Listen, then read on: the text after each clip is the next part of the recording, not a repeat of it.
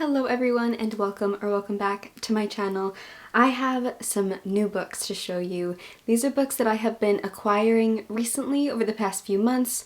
Some of them are from before Christmas, some of them I received for Christmas, and some of them are actually from the publisher, which is really exciting. I think I'm going to start with this one. Okay, so before I left England to come to New York for the holidays, I exchanged books for Christmas with one of my friends in Bristol, and her name is Evelyn, and she has a fantastic bookstagram. I will link it down below. You should definitely give her a follow. She posts such wonderful content and I love following her book reviews, but she and I exchanged books with each other. She wanted to get me one book, but she didn't think it was going to arrive in time for when we were meeting up to exchange books, so she bought me this book as a backup, but then that first book did arrive in time, but it's actually in England right now, so I'm going to show you this one and tell you the other book that she got me. But the first book, her backup book, is Kitchen by Banana Yoshimoto. This is one of Evelyn's favorite books. She said to me that it's a book that she gifts to a lot of people because it's just one of her favorites and she wants more people to read it. I was actually already intending to read this book because I've heard incredible things about Banana Yoshimoto, and Kitchen in particular is probably, at least from what I can tell, one of her best loved books. And the back says, Kitchen comprises Banana Yoshimoto's two classic tales about mothers, transidentity, bereavement, kitchens, love, and tragedy. First published in 1987, it won 2 of Japan's most prestigious literary prizes, remained at the top of the bestsellers list for over a year, and has gone on to be a much-loved international bestseller.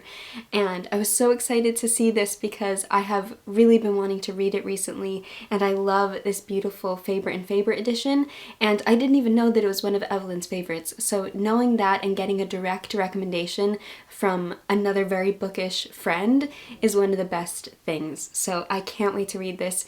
If you saw my last video, which was my 2025 TBR, then you would have seen that this is on it, so I can't wait to get to it very soon. And then the other book that Evelyn wanted to get me, and that she did get me, I have a copy right here, so I actually already owned the book, but she got me another really beautiful edition of it, and I was telling her about how much I love Russian literature, and she decided to get me Dr. Zhivago by Boris Pasternak. She got me this edition. I do already have a copy of it, but what I love especially about Russian literature and translated books is getting different editions from different translators and seeing which translation I prefer, or if it becomes a new favorite, which I have a feeling Dr. Zhivago is going to become a new favorite, an all-time favorite. I'm honestly a little intimidated and nervous to read this book because I have a feeling I'm going to love it so much, but I'm nervous what if I don't love it. If you don't know, I love collecting multiple editions of books that I love, and so if I end up loving Dr. Zhivago, I'll be more than happy to have more than one edition. So that is the other book that Evelyn got me. The next 2 books are from my very dear friend Emma, and she got me Colorless Tsuguru Tazaki and His Years of Pilgrimage by Haruki Murakami. So as you guys might know, Emma and I host our Game of Tomes book club, and last year we read 1Q84 by Haruki Murakami, and we both found it really problematic. There were aspects of the story that we enjoyed. There were a lot of aspects of the story that we found just very, very hard to read, and we didn't end up loving it. But Haruki Murakami is one of Emma's favorite writers, and I'm really intrigued. I've only read 1Q84 and Norwegian Wood, and they were very different. Although they had like similar-ish vibes and themes, but I'm really intrigued to read more of Haruki Murakami's other works, so I'm excited to have received this one from Emma. There are a few other ones that I really want to read as well, like The Wind-Up Bird Chronicle, After Dark, what I talk about when I talk about running, which is nonfiction. Colorless Tsuguru Tazaki, I don't know too much of what it's about. It's the remarkable story of a young man haunted by a great loss, of dreams and nightmares that have unintended consequences for the world around us, and of a journey into the past that is necessary to mend the present. Here Haruki Murakami gives us a story of love, friendship, and heartbreak for the ages. That sounds really great. I did not know anything about this book, so that really intrigues me. Maybe I will prioritize this one a bit sooner. But yeah, I'm really excited to read more Murakami and just see how I feel, because I feel like I don't really know. I really loved Norwegian Wood, and I really didn't love 1Q84. So he's an author that I want to explore more of his works and really grasp how I feel about his writing style and his stories. The other book that Emma got me is this incredible copy of Don Quixote by Miguel de Cervantes. This is illustrated by Chris Riddell. Chris Riddell is one of my favorite illustrators, and Don Quixote is one of my favorite classics. So seeing this, I didn't even realize he did an illustrated version of Don Quixote. Like, look at those illustrations! Oh my gosh, I didn't even see this page. They have all the characters. That is seriously so cool. The fact that they're in full color as well, oh my gosh, I definitely want to reread Don Quixote at some point because it is one of my favorites, and I would love to read it from this edition and see all the illustrations. So I don't want to look at too many because I don't want to be spoiled. I kind of want to be surprised while I read it. How insanely beautiful and cool is this edition. I love it so much. The next book I saw in an art shop when I was in Bristol and I was buying art supplies, and I read the first page of it and I found it really intriguing, and I was telling Leon about it, and he had heard good things about it as well, so he decided to get it for me for Christmas. So this one is from Leon, and that is The Creative Act, A Way of Being by Rick Rubin. This is a nonfiction book all about different aspects of creativity and living a creative life, and those are topics found in nonfiction that I am really interested in. I don't read a ton of nonfiction.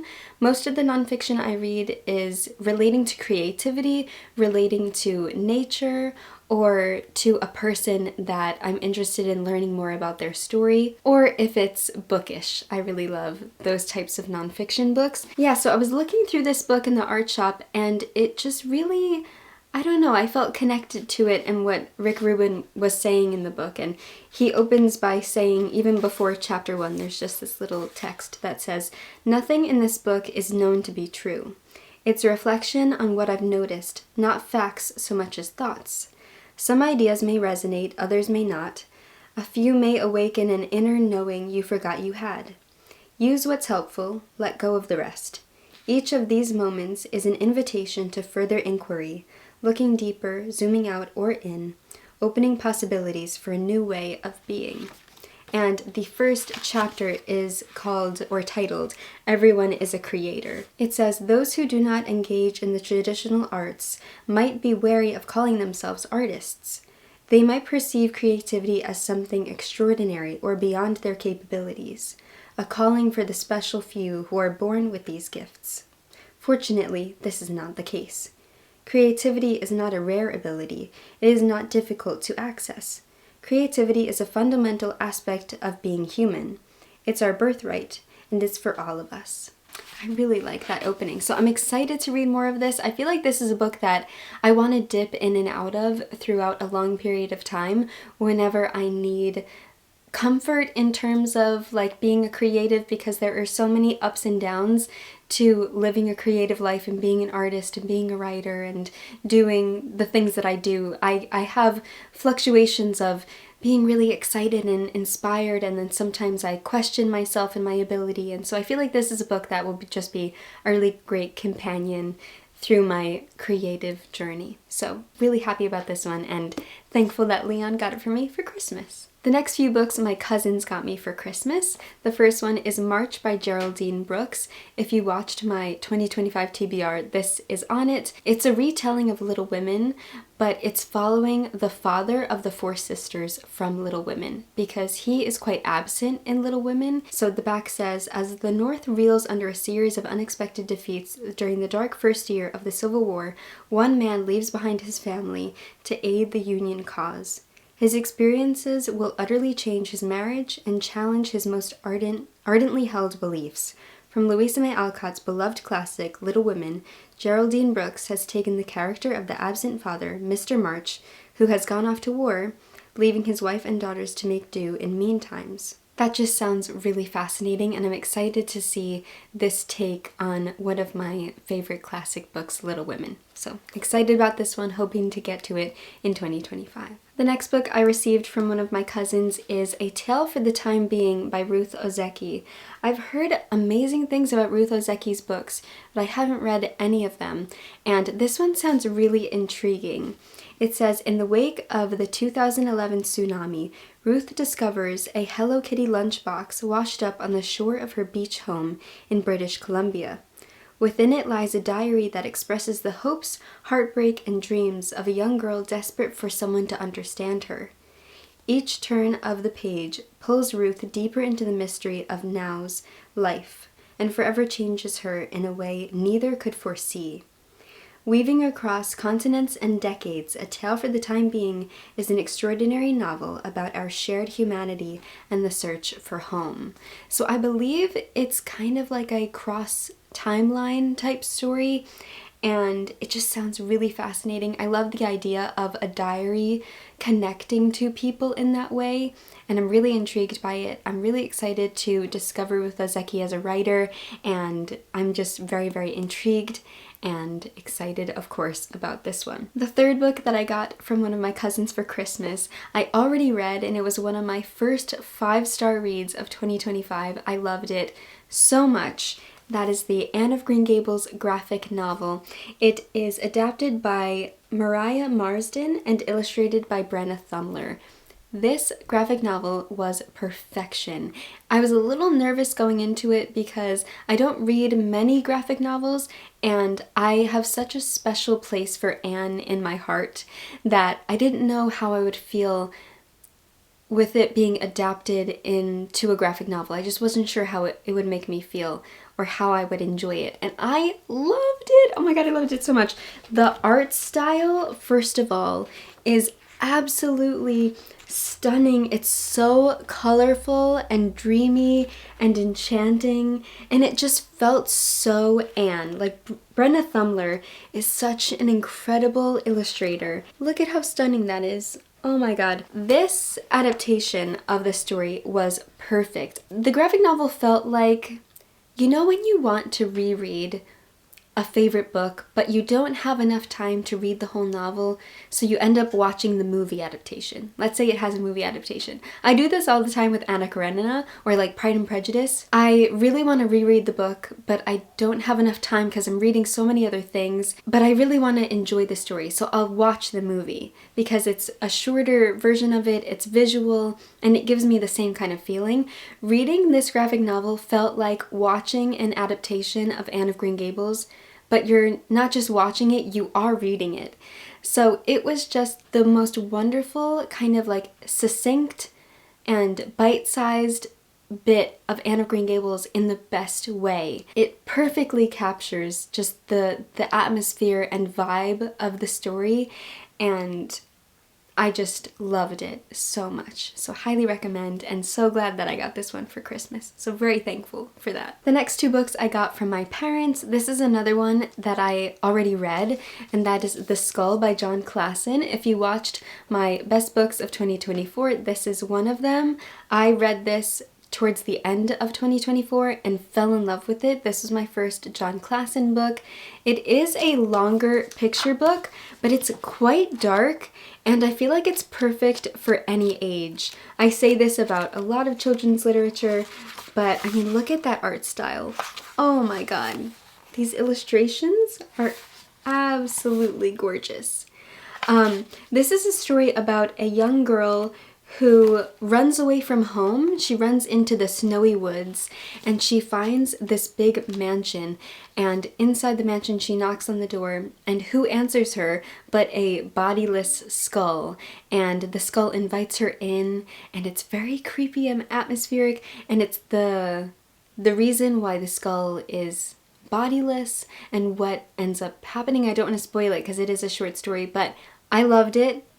It was amazing. I love the art style, and I'm very happy to now own a copy. The next book my parents got me for Christmas I already read in January, and that is One Week in January, New Paintings for an Old Diary by Carson Ellis. Carson Ellis is a really great writer and illustrator, and I saw this book and was really intrigued by it because this is a diary that Carson Ellis kept when she was 25, and she was scared of losing her memory. She felt like she wasn't remembering things that she wanted to remember. So she kept a very close, detailed diary of her everyday life when she was 25. She stopped doing it. She forgot about the diary. She found it one day, and she didn't remember writing this diary, and her one friend that is in the diary remembered and said, oh yeah, you were worried about losing your memory, and that's why you kept this diary. So the funny thing is that she wrote this diary to remember, and then she forgot that she wrote in the diary. So she found it recently, and she made new paintings for it. So that's why it's called New Paintings for an Old Diary. And it's just following her and her friends and her husband before they even got together, and her life at the time as a 25-year-old creative trying to make a career for herself, and I found it really inspiring, and the illustrations were absolutely beautiful. So as you can see, this one says Saturday, and it says Saturday, January 6th, 2001, which is when it starts. And ironically, I did do this on purpose. I read this on January 8th or 9th, and one of the days look at that illustration. Wow. One of the days she writes on January 8th or 9th, the day that I read it was the day that she mentioned. But yeah, how beautiful are those illustrations. Another one, I just love the textures that she captures in her illustrations, and there's just such a unique quality to them. I really love how she renders people and textures. It's just really, really beautiful. So yes, that is One Week in January, which I really enjoyed. Again, another nonfiction, but it's following a creative person. I really like Carson Ellis's work, so this is another nonfiction that I just love. These are the kinds of nonfictions I gravitate towards. The next three books my mother and father-in-law gifted to me and Leon, and they are the Salt Path series by Rainer Winn. So the first one is The Salt Path.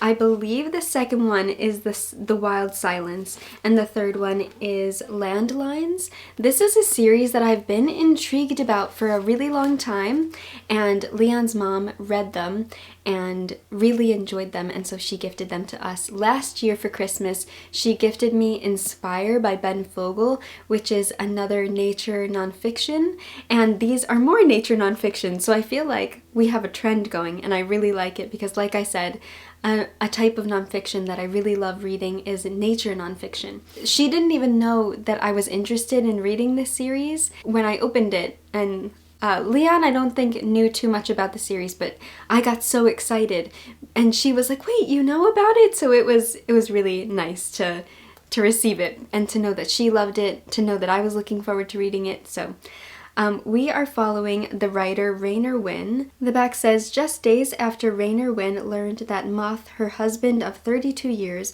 was terminally ill, they lost their home and livelihood. With nothing left and little time, they impulsively decided to walk the 630-mile southwest coast path from Somerset to Dorset via Devon and Cornwall. Living wild and free at the mercy of sea and sky, they discover a new liberating existence. But what would they find at the journey's end? So that sounds incredible. The fact that it's a nonfiction story following how nature can impact people's lives, and this incredible walk that they took. I'm just really excited to see what the story is like, and I don't want to read too much about what the other two books are about. I'm assuming it's continuing to follow her life, but I can't wait to read The Salt Path, so I'm hoping to get to it in 2025. If you're watching, Kathy, thank you so much. The next two books I picked up myself, and then I think I'm going to save the books that I received from publishers for last. So the first book that I picked up when Leon's parents were here in New York, they were visiting us for Christmas, we went to Barnes & Noble, and we also went to the New York Public Library. So I got one book from Barnes & Noble, and it is The Snow Child by Eowyn Ivey. This is another book that I put on my 2025 TBR because I feel like I'm going to absolutely love it. It's inspired by a Russian folktale, and we are following a couple in 1920s Alaska. The husband is very concerned about running the farm, and the wife is very depressed and feeling very down because they can't have a child. They really want to have a child, and they're really struggling to conceive. And one day they decide to make a child out of snow, and then the next day, I believe, they see a young girl running through the woods, and it appears that the snow child that they built has become a real child, and how that eventually affects their lives. And I'm really intrigued to see how Alaska plays a role in the story, because it's such a extreme climate to live in, especially with the fluctuating times of daylight and nighttime. And I'm really just excited to see what this story has in store. I started reading the first chapter when we were in the city, and I was falling in love with it already. So just from reading the first couple pages, I have a feeling this is going to be a new favorite. So many of you guys have been recommending it to me as well, probably because I loved The Bear and the Nightingale, and that's also inspired by Russian folklore. I would really love to read the original Russian folktales, so that's something I really want to look into, but I love these retellings, and I'm so excited to read this one. I'm really excited about this next book because it is a book that I've been wanting to read for years now, and I just never picked it up, and then they came out with a new edition that was illustrated, and I got very excited, and I was like, it's illustrated, it's a new edition, I love the cover, I have to get it. And I picked it up at the New York Public Library, and I got it stamped. That is The Elements of Style, illustrated by Strunk, White, and Coleman. So one of my favorite writers is E.B. White. He wrote Charlotte's Web and Stuart Little and The Trumpet of the Swan. It's just a book about writing and giving you advice on writing, and it's fully illustrated. So how cool is that, that a nonfiction guide to writing and style is illustrated? I just think that that's awesome, and the illustrations are really beautiful. Oh, I love this one. It's the cover illustration, but it's just so beautiful. So being a writer myself and loving the work of E.B. White, I'm really looking forward to going through this book and getting advice from one of my favorite writers. So very happy to have found this at the New York Public Library, and if you ever go, you should make sure that they stamp your book, because then you can get a New York Public Library stamp, which is always so fun. Alright, so the last 4 books are from the publisher, or the author actually, and the first one, I was ridiculously excited. I was already planning on buying this book for myself, and then the publisher, Taschen, emailed me and asked if I wanted a copy, and I could not believe my eyes when I saw that email, because this is just me in a book. It is Small Stories of Great Artists, illustrated and composed by Lawrence Einholz. Look at how beautiful the back is. It's gold foil, like the text is gold foil, and it's even embossed. The front is embossed as well. Absolutely beautiful. So the back says, discover the world's greatest artists, including Frida Kahlo, Leonardo da Vinci, and Vincent van Gogh, and the stories of the real children who knew them. For the first time, Lawrence Einholz's beloved children's art book series, which has sold millions of copies around the world, has been compiled into one inspirational volume.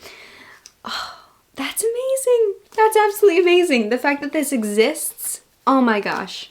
So I will show you some of the beautiful artwork. You can see for each artist, it captures the style of that artist in the illustrations, which I think is absolutely brilliant.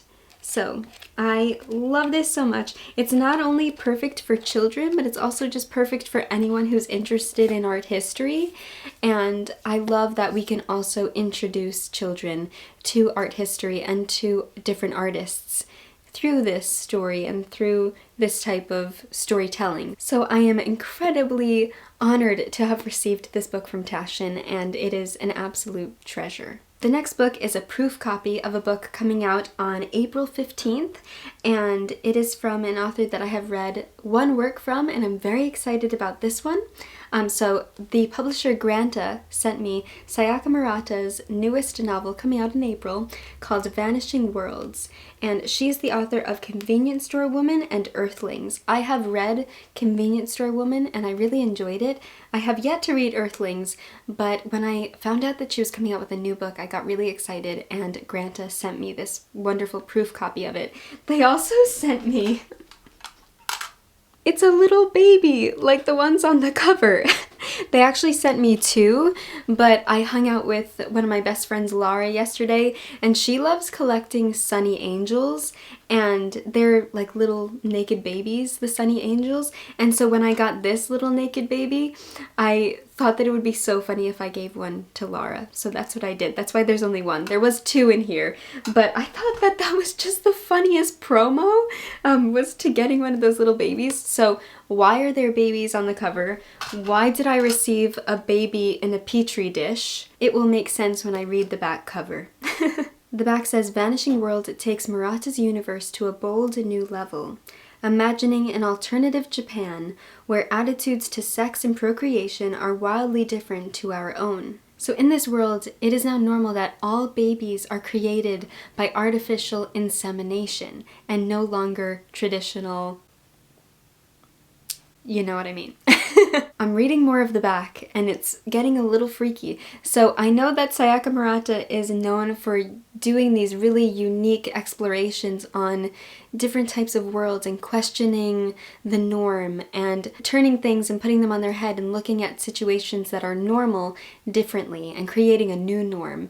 And that's what I love about dystopian fiction. So I'm really excited about this one, and I will let you guys know what I think when I get to it. I'm not exactly sure when I'm going to read it. My question is, what do I do with this little baby now? I guess I can put them on my bookshelf and they can just accompany my books. This next book I found out about because the writer and illustrator and graphic novelist reached out to me on Instagram and asked if I would be interested in receiving a copy of her new book. And I looked into her book and it sounded really interesting, so I said, of course, I would love to receive a copy. So that is Halfway There. It's a graphic memoir of self-discovery from Carolyn Marie. And how beautiful is this cover? So the back says, Christine has always felt she is just half American, half Japanese. As a biracial Japanese-American who was born in Tokyo but raised in the US, she knows all too well what it's like to be a part of two different worlds but never feeling as though you belong to either. Now on the brink of adulthood, Christine decides it's time to return to the place she once called home. So she sets forth on a year abroad in Tokyo, believing that this is where she truly belongs. After years of feeling like an outsider, she now will finally be complete. Except Tokyo isn't the answer she thought it would be. Instead of fitting in, Christine finds herself a fish out of water, as being half of two cultures isolates her in a way she'd never imagined. All she can do is try to stay afloat for the rest of the year, still figuring out who she is, what she wants in life, and whether she will ever be more than halfway there. Author-illustrator Carolyn Marie explores what it means to lose and find yourself in this moving narrative of belonging. That sounds so beautiful, and the illustration style is gorgeous. It's in these stunning purple tones, which are just so captivating, and then we have some spots of red as well, some like bright red, almost pink, and it's such a beautiful illustration style, graphic novel style, so I'm really looking forward to reading through and looking through this one. And I can relate in a way, but also I can't. I am Italian American, and growing up, my grandparents are from Italy, but my parents were born in America, and obviously I've grown up in America. but we have so much Italian culture ingrained in us. So it's a very interesting concept and idea of figuring out where you belong culturally and just in the world. I feel like even just figuring out where you belong, even if you're from the place that you're living in, is just part of life, is figuring out where you belong and where you fit and where you feel comfortable. And I think it's such an interesting theme and aspect of life to explore and go through. So yes, I'm really looking forward to hearing more about Christine's own experiences, and it's just such a beautiful way to tell the story in this lovely graphic novel style. So very excited about this one. The last book that I have to show you is absolutely breathtaking. This is a series of books that I have been admiring for years, and then Chronicle Books reached out to me and asked if I wanted a copy of this book. And you have no idea how quickly I replied and said, yes, absolutely, oh my god, yes please, please, please, please, yes. Yes, yes, yes. That is Anne of Green Gables, the complete novel featuring the characters' letters and mementos written and folded by hand. This is by Ellen Montgomery, curated by Barbara Heller. And these editions, there are so many. There's one for, I believe, The Secret Garden, Pride and Prejudice, a lot of Jane Austen's novels, and there's one of Anne of Green Gables. And this book might be one of the most innovative, beautiful editions of Anne of Green Gables that I've ever seen. You're not only reading the book, but you're interacting with it because it has so many elements. And so it has different sleeves that you can, I don't want to mess it up. But so you have the regular story, and then throughout it, according to what's going on in the book, you have these little maps and things that are hand folded that accompany the narrative. How unbelievably incredible is that? So here we have a map of Avonlea. How beautiful is this map? Avonlea is the town that Anne lives in, that Green Gables is. Let's see, where is Green Gables? Oh, it tells you. So it has, one is Green Gables. So there's Green Gables right there. So there is Green Gables. And how amazing is it for you to be able to picture the whole town while you read and seeing exactly where everything is situated. Such a beautiful and incredible and innovative idea. And what a way to take in a story, being able to interact with it. Here's another one. It's a handwritten letter between the characters. So I truly believe this is one of the most innovative and beautiful books I have ever received. And it's such an incredible way to take in a story and feel like you're really a part of it, and you have these mementos from a book that you're reading. It's just the most incredible thing. So I am incredibly, incredibly glad and grateful to have received this. Whenever I read Anne of Green Gables next, I am rereading it from this edition so that I can really feel like I'm a part of the story and interact with all the different mementos in this book. And I just think it's the coolest idea absolutely ever. Okay, here are all the books. Oh my gosh, that was extremely heavy. I hope you guys enjoyed seeing the books that I have received and bought myself recently. I would love to know if you guys have read any of these, what you think of them, if you're going to add any of them to your TBR, if you've purchased anything for yourself lately that you're excited about, that you want to share. Please feel free to share all of those things in the comments. I love hearing from you guys, and I just want to thank you so much for being here and watching and always being so kind and leaving such wonderful messages. And yeah, I'm so excited about all these books. I'm so excited to continue to read so many of them in 2025. And if there are any here that you want me to read and you want to hear about, definitely let me know and I can try to prioritize them as best I can. So anyway, thank you guys so much for watching. I will see you very soon in another video, and as always, happy reading.